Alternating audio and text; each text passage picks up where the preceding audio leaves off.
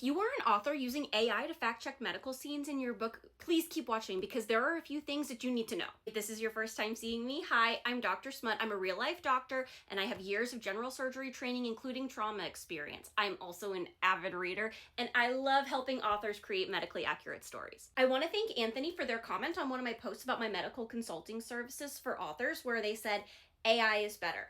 I'm sure lots of people are thinking it, so let's talk about it. Because honestly, when it comes to medical accuracy, I think AI is a great tool for authors. I use AI at work all the time. And if a doctor tells you they don't, they're probably lying. But when you use AI, especially in medicine, you have to be very, very conscious of its limitations. Because I work in the worlds of both medicine and fiction, I think that AI and medical consultants like me serve two completely different purposes. 2024 article in JAMA Network Open discussed some of the pros and cons and limitations of using AI in medicine.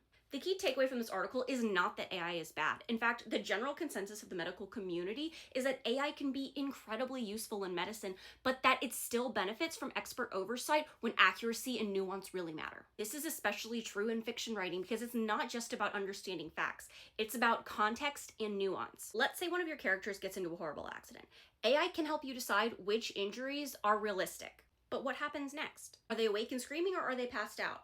Depends on very specific injury patterns. At what point can they realistically rip out their IVs and storm out of the hospital to go and get their girl? And how does all of this change if they don't actually get to go to a hospital, but they just go see Dr. Sketchy in his basement? These are the details that readers remember, and these are the details that make a scene feel real. Here's what I want you to take away from all of this. AI can tell you what usually happens.